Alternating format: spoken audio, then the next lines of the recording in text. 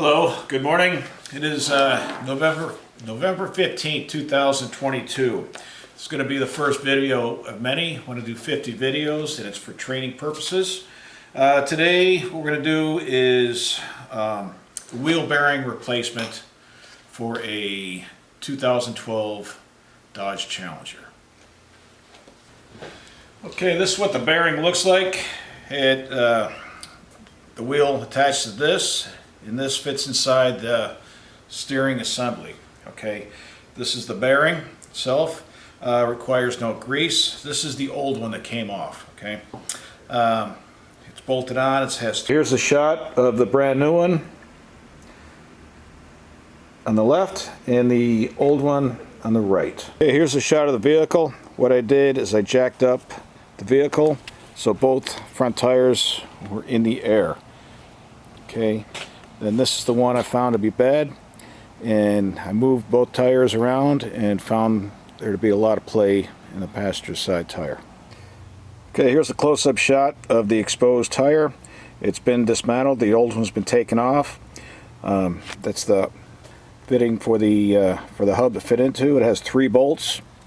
These 2 bolts hold the caliper. What I did is I took it apart. I put all the parts down in order that they came off. Okay, while putting this on, there is a certain way it goes on. Okay, you see the 3 holes in the back. These 2 are closer. This one's further apart. Okay, this hole, the one that's further apart, will be the one that goes in the top. Okay, this is the new wheel hub assembly in place. It was bolted on with 3 bolts with the number 15 metric socket in the back. Here's a picture of the bolts in the back. Okay, 3 bolts. All right. What I had to do is the brake line right there, I had to take that off in order to get to the top bolt. Okay, what we're going to do now that we have the assembly in place is we're going to go ahead and put the rotor back in place. 5 holes. Go ahead and inspect it, make sure it's in good shape before you go ahead and assemble it. And you just put it over the bolts.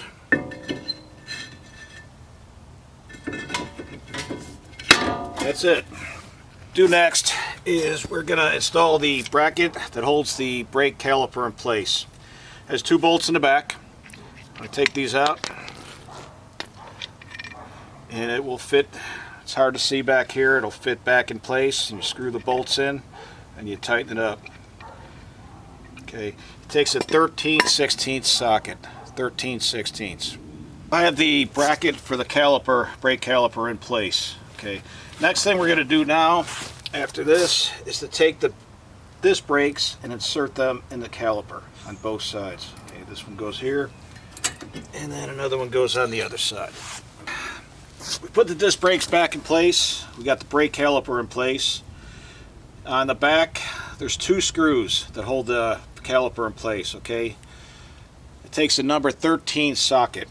Okay, one thing to keep in mind when you're putting the bolts in, the nut on the other side may start turning. Okay, so what you want to do is take a pair of vice grips to hold that into place, screw it in, and that way it'll tighten it down.